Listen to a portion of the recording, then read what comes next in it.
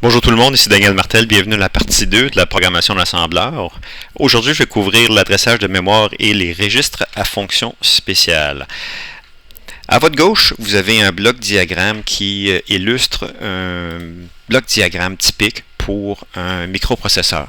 Alors, vous allez remarquer que dans ces diagrammes-là, on va toujours retrouver un bus de contrôle, un bus de data et un bus d'adresse. Dans ce cas-ci, on n'a pas écrit le mot bus, BUS, là, mais ce que bus signifie, vraiment, c'est un véhicule de transport, okay? Un peu comme un autobus, un bus pour transporter des passagers. Mais le bus, là, c'est le concept du bus, c'est strictement pour dire qu'on transporte les informations de contrôle, on transporte les informations de data, et le chemin en bleu, ce n'est plus loin que l'autoroute là, qui est empruntée là, par ces bus-là. Bien entendu, c'est représenté de façon symbolique. Dans le diagramme bloc du processeur qu'on utilise aujourd'hui, on va retrouver ce concept-là juste ici, le direct addressing. Donc ça, c'est le bus d'adresse. Et on voit aussi le data bus qui est ici en haut. On a été un petit peu discret sur l'illustration des bus, mais c'est le même principe. Toujours les ports, ici port A, port B, port C, on les voit ici output port, qui sont reliés au bus d'adresse et au bus de data, la même chose ici. Je vais utiliser un exemple de votre quotidien pour illustrer le concept d'adressage. Alors, voici une distributrice dans laquelle vous avez décidé que vous voulez avoir, disons, le sac de croustilles qui est juste ici. Vous regardez sur le panneau d'affichage et on vous dit c'est la commande F3. Alors, vous appuyez sur la commande F3. Et qu'est-ce qui va se passer? Votre sac de chips va tomber dans la chute ici en bas. Alors, ce qu'on a rentré ici, F3, c'est vraiment le concept d'adressage. On est venu adresser, il y avait plein de possibilités ici, mais dans toutes les possibilités, on en a sélectionné une qui était F3. Donc, on a adressé cette case-là ici, et le premier sac sur le bord ici est tombé dans notre chute ici en utilisant le bus de data. Alors, si je fais un parallèle avec un micro, l'adressage, c'est sélectionner exactement ce qu'on veut, et le data, c'est vraiment le produit là, qui est tombé, donc c'est le sac de chips qui est tombé là, dans le data, c'est ça le data. Puis le bus, c'est le chemin qu'il prend pour se rendre là, pour se déplacer. Bon, alors vous pensez que c'est peut-être très simple, et vous avez raison, c'est absolument très simple. Je vous donne un exemple avec une commande concrète. Alors la commande concrète que je vais utiliser, c'est MOVF. Alors la commande MOVF qui veut dire déplacer le contenu de la case mémoire ayant F pour adresse dans le registre W. Alors, ce qu'on vient faire, c'est que tout comme tantôt on donnait l'adresse F3 à notre distributrice de friandises, ici, on donne l'adresse 0000011. Alors, cette adresse-là qui passe par le bus d'adresse vient pointer sur cette case mémoire-là très particulier qui a cette adresse-là. Et le contenu de cette case mémoire-là, qui est toutes des 0 ici, 01, 001, va être déplacé en passant par le databus vers le registre W pour atterrir juste ici. Alors, c'est une commande qui illustre bien le fonctionnement de l'adressage de mémoire et qui est un concept, je vous dirais, très important parce que continuellement, dans la programmation, il faut garder ça en tête. Il faut faire la distinction entre le data et les adresses et comment l'information se promène à l'intérieur du micro. Je vous donne un deuxième exemple ici avec une commande qui est semblable. En fait, c'est la cousine de l'autre commande. Et cette fois-ci, ça s'appelle MOVWF. Ça se trouve être le contraire, juste le contraire de celle qu'on vient de voir. Alors, ce qu'on fait ici, c'est qu'on va déplacer le contenu du registre W dans la case mémoire ayant F pour adresse. Encore une fois ici, la composante F, c'est les derniers bits de notre opcode qui est ici. Alors, on vient prendre le contenu du registre W, tel que la commande le dit, et on va le déplacer à travers le bus de data, et on va venir le déposer où? On va venir le déposer à l'adresse qui est pointée par la composante F ici, donc exactement à cet endroit-là ici. Alors, ce qu'on vient de faire, c'est exactement le contraire de la commande qu'on a fait précédemment, mais toujours en utilisant le même concept d'adressage où notre adresse va pointer sur une case mémoire très particulière, et c'est là qu'on va aller. OK. Je continue avec le concept des registres. Sur cette diapositive, j'ai inclus le tableau de bord d'un véhicule automobile parce que je vais commencer par faire un parallèle, une métaphore si vous voulez, avec le tableau de bord d'un véhicule puis le tableau des registres. Quand on monte à bord d'un véhicule, on a un paquet d'instrumentation. On a des instrumentations qui vont nous donner de l'information, comme par exemple sur la température du moteur, la révolution du moteur, l'état des freins, etc. Et d'un autre côté, on a aussi des commandes qui vont nous permettre de donner des commandes au véhicule, c'est-à-dire allumer les phares, allumer les essuie-glaces, changer les vitesses. Alors, il y a des commandes dans les deux directions, mais tout le tableau de bord est concentré, toutes ces informations-là sont concentrées sur le tableau de bord. Dans un PC, on peut dire, ou dans un PIC, on peut dire qu'on a le même concept, et puis ça s'appelle les registres à fichiers spéciaux, et c'est ce qu'on voit ici à gauche de l'écran, c'est le tableau de bord d'un PIC. Donc, si on regarde juste ici, puis on revient dans le petit bloc diagramme que j'avais tantôt, voyez-vous, registre est ici. OK? Puis registre, il est branché sur notre bus d'adresse, il est branché sur notre bus data. Ça veut dire que chacune des cases qu'on voit ici dans notre registre peut être adressée de la même façon qu'on l'a dit tantôt, c'est-à-dire qu'on a simplement rentré l'adresse, ça va pointer le data et le contenu du data ici, on va pouvoir le déplacer pour l'amener ailleurs, soit pour le lire, et vice-versa. Dans le sens que chacun des registres ici peut être bidirectionnel. On peut soit écrire dans les registres ou on peut aller lire dans les registres. Certains registres sont monodirectionnels, donc on peut seulement lire ou écrire, mais plusieurs d'entre eux sont bidirectionnels. Alors ça, vous allez l'apprendre à force de travailler avec, mais prenez pour acquis que chacun de ces registres-là peut être bidirectionnel. Certains d'entre eux vont être monodirectionnels, mais le concept d'écrire ou de lire fonctionne aussi bien dans ce cas-ci. Une autre chose qui est très intéressante à remarquer, c'est tout en bas ici, voyez-vous, c'est écrit banque 0, banque 1, banque 2, banque 3. Alors, il y a un petit hic avec, ou un petit inconvénient, je devrais dire, avec le registre pour ce micro-là en particulier, c'est que bien qu'on a l'adresse, ici à droite, voyez-vous, c'est écrit 02H qui est l'adresse, ici c'est 82H qui est l'adresse, ici c'est 102H, ici c'est 182. Voyez-vous, il n'y a aucune adresse qui se répète, c'est toutes des adresses qui sont uniques. Cependant, on ne peut pas adresser une case mémoire uniquement avec l'adresse. Encore une fois, c'est un peu un petit inconvénient de ce micro-là, mais il faut le savoir. Il faut faire en deux étapes. Il faut dire quelle banque qu'on a choisie, si c'est la banque 0, banque 1, banque 2. Et après, dans un deuxième temps, il faut venir entrer l'adresse. Alors, si c'est 08H, il faut venir entrer l'adresse. Alors, on l'adresse comme on l'a fait tantôt. Là, si vous voulez, on va rentrer l'adresse, puis on est capable d'aller y accéder, que ce soit pour lire ou écrire. Cependant, il faut faire toujours en deux étapes. Il faut en premier lieu aller spécifier quelle banque, et en deuxième lieu, on peut aller pointer sur un registre. Alors, ce qu'on va faire, c'est qu'on va faire une petite pratique. On va aller voir un peu de code et puis on va pratiquer les concepts qu'on vient de voir avec des vrais codes. Je pense qu'avec des vrais codes, ça va faire un peu plus de sens. Alors ici, ce qu'on essaye de faire, c'est de programmer un PIC de façon à ce qu'un port soit en mode sortie et faire clignoter un DEL. Bon, si je reviens, je vais juste reculer de quelques diapositives, excusez-moi pour... si je reviens à mon bloc diagramme original ici, voyez-vous, port A, puis juste à côté, remarquez ici, les flèches sont bidirectionnelles. Ça va de gauche à droite et de droite à gauche. OK? Et c'est la même chose pour tous, hein, sont toutes comme ça. Ce que ça veut dire, c'est que chacun de ces ports-là ici peut être un port d'entrée, OK, qu'on va appeler input, OK, ou ça peut être un port de sortie, OK, qu'on va appeler output. Alors, chacun de ces ports-là ici, je peux décider que le port A au complet va être un port d'entrée et que le port B et C vont être des ports de sortie. Comme je peux décider que le port A va être entrée, la moitié du port B va être entrée, l'autre moitié va être sortie, et ainsi de suite. Je peux décider, ça dépend toujours de votre projet. Si vous avez un projet qui nécessite plusieurs sorties et très peu d'entrées, vous allez le programmer en conséquence. D'ailleurs, quand vous choisissez un PIC, vous allez choisir en fonction du nombre de ports d'entrée et de sortie que vous avez besoin. Vous les additionnez, puis vous regardez. Comme dans celui-là, ici, là, il y en a 24. 8 x 3, 24, moins 2. Il y en a 22 ports. C'est quand même pas mal. Là. Il y en a beaucoup de ports sur ce micro-là. C'est-à-dire qu'on peut faire tourner, à la rigueur, on pourrait faire tourner 22 moteurs, si on veut, avec ça.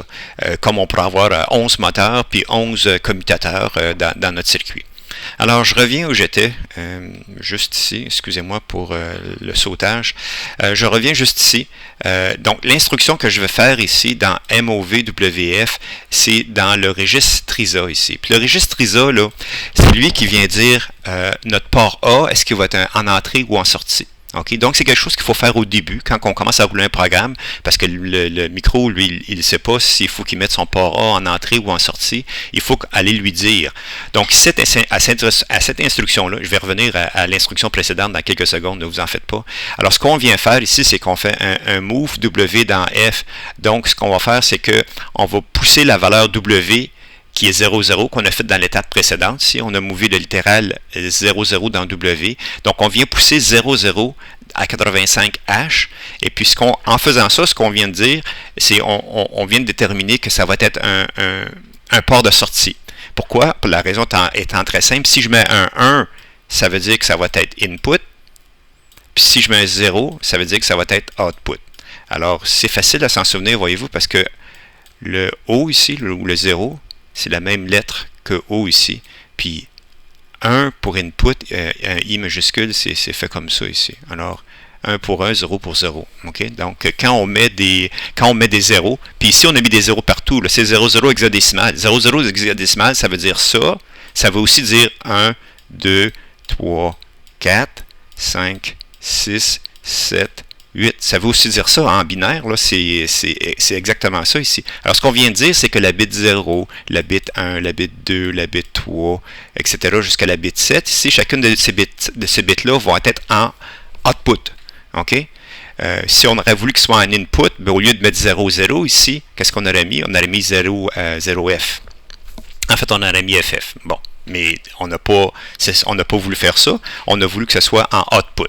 Alors, quand on vient exécuter cette commande-là, ici, on vient pousser le contenu de W dans F. Donc, on vient pousser 00 dans 85, qui est le TRISA ici. OK? Qui est le TRISA. Donc, on vient régler notre registre en mode sortie. L'instruction précédente ici, c'est juste celle-là ici, où on a fait BSF 03 bit 5. Ce qu'on a fait, c'est qu'on est allé dans status ici, là, parce que c'est là qu'on va aller dire quelle banque qu'on va travailler. Puis je vais vous montrer ce que ça a l'air, ce fameux registre-là ici. Parce que dans le fond, quand vous avez une recherche à faire, vous pouvez tout simplement aller dans le datasheet. Tout est dans le datasheet. Fait que je suis allé dans le datasheet, puis je suis allé voir où on donne les explications sur le status register. Donc, c'est ici. Puis ce qu'on nous dit ici, c'est que les bits 0 et 5, ça sert à sélectionner la banque. C'est comme ça qu'on détermine, dans notre prochaine instruction, quelle banque on va utiliser. Alors ici, on veut utiliser la banque 1, donc ça nous prend l'information ici 01. Donc il faut que la bit 5, OK, la bit 5 qui est juste ici, 7, 6, 5, la bit 5 qui est juste ici, cette bit-là, il faut qu'elle soit à 1. OK? Parce que si cette bit-là est à 1, ça veut dire que ma prochaine instruction va aller dans la banque 1. Alors, c'est exactement ce qu'on vient faire ici. Bit 7, BS, ça veut dire bit 7. Puis souvenez-vous que 7, c'est égal à 1. Quand on dit bit 7, ça veut dire qu'on veut mettre au niveau logique 1. Puis ici, bit clear, voyez-vous, le cousin de cette instruction-là, clear, ça veut dire 0. C'est pas compliqué, là. Fait que cela, ici, il faut juste se souvenir que quand on voit 7, ça veut dire que c'est 1. Puis quand on fait clear, c'est 0. Clear, c'est assez évident. Là. Quand on veut clairer, là, clear, c'est 0. Là. Puis 7, c'est à 1. Alors, je reprends tout ça. Moi, j'ai facile. On va faire un peu de ménage ici encore une fois. Là. Alors, on commence ici. On vient se préparer. Alors, ça, c'est une étape de préparation. On vient dire que notre prochaine instruction, qui est celle-là, ici, là, que notre prochaine instruction va être dans la banque 1. Donc, je viens faire un bit 7 dans l'adresse mémoire 03 qui est mon status register, qui est celui qui contient l'information concernant les banques. Et je viens mettre la bit 5 à 1. Après ça, je me prépare ici. Je mets 00 dans mon registre W. Après ça, je viens pousser W dans F. Là, vous allez me poser la question, mais pourquoi je n'ai pas pu pousser 00 directement dans F? Ben pourquoi? Ben parce que ce micro-là ne permet pas de faire ça. Ce micro-là ne permet pas de faire une instruction où je peux prendre un littéral tel que 00 et le pousser dans un emplacement mémoire. Il faut le faire en 2 étapes. Il faut commencer par prendre mon 00 ici, puis le mettre dans W, puis après ça, prendre W, puis le pousser dans F. C'est la seule façon de faire. On fait ça pourquoi encore? On fait ça pour dire au micro que le port A va être un port de sortie. Parce que dans mon clignotant ici, j'ai branché mon LED sur le port 1. OK? Après ça, qu'est-ce que je fais ici? Je fais un BCF, qui est le contraire de BSF, au 035. Ici, ce que je fais, donc, je retourne à la banque 0. Si je voulais écrire dans la notation, ici, je ferais point virgule, comme on l'a pris avant. Puis ça, c'est retour à la banque 0. OK? Je fais ça pour retourner à la banque 0, juste ici. Bon. Après ça, j'ai ma première instruction ici qui me dit move littéral dans W. Donc, c'est une étape de préparation. Ce que je fais, c'est que je viens pousser la valeur hexadécimale 0,2. Fait que la valeur hexadécimale 0,2 en binaire, là, c'est 0, 0, 0, 0, 0, 0, 1, 0. Hein? C'est bien ça, là, en hexadécimal. On a converti l'hexadécimal en binaire ici. Alors, ce qu'on voit, c'est que dans la bit 1, je viens mettre un 1 ici. OK? Et puis, je vais mettre un 1 où, là? Dans l'emplacement 0,5. Alors, là, je vais chercher le fameux 0,5 pour trouver où? Ah, oui, juste ici, 0,5. 0,5, c'est quoi? C'est le port A. Alors, ce que je viens faire ici, c'est que je viens mettre la valeur binaire ou la valeur logique 1 au port, à la bit 1 du port A. Fait que là, ce que ça va faire, ça, ben, c'est mon LED qui va allumer à cette étape-ci. Parce que là, je viens de pousser la valeur 0,2 hexadécimale, qui est ça ici, le 0010. Donc, j'ai un 1 dans la bit 1 ici. Et je viens de pousser ça dans mon port A. Automatiquement, mon LED s'allume à ce moment-là. Après ça, qu'est-ce que je fais? Je fais l'inverse. OK? Je fais l'inverse de ce que je viens juste de faire ici. Donc, au lieu de pousser 002, ici, je viens pousser 00 dans W. Après ça, je prends W, puis je le pousse dans 0,5. Encore une fois, 0,5, c'est mon port A.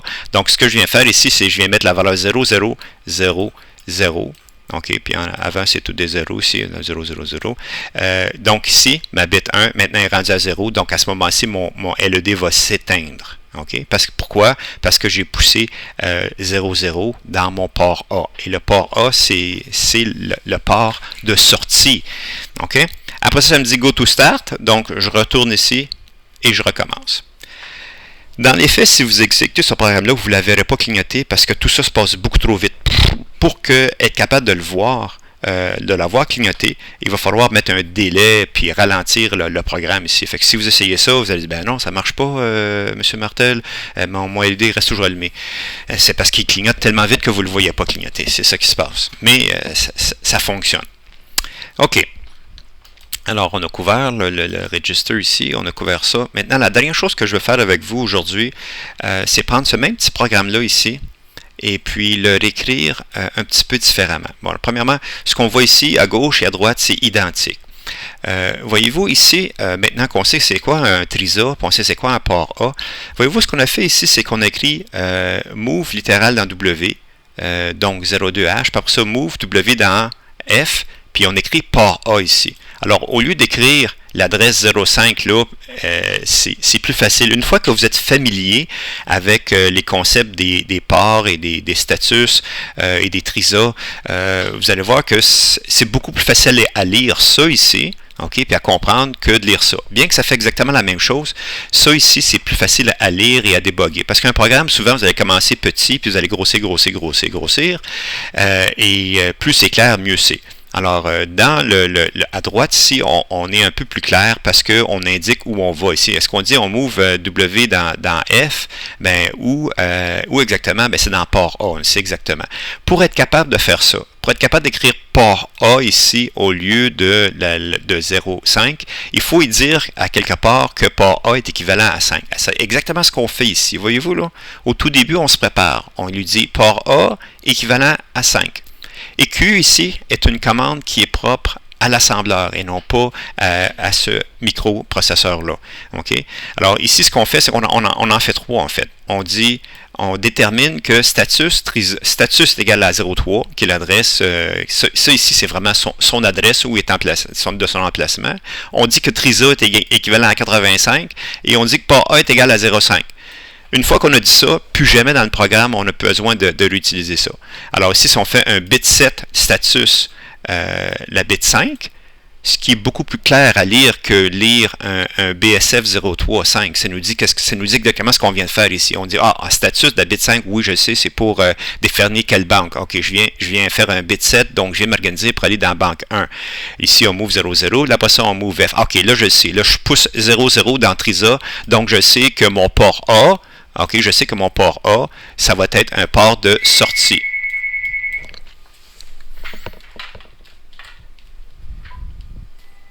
Je sais que mon port A, ça va être un port de sortie. Et ainsi de suite. Alors, j'espère que cette formation vous a plu et je vous souhaite un bon cheminement.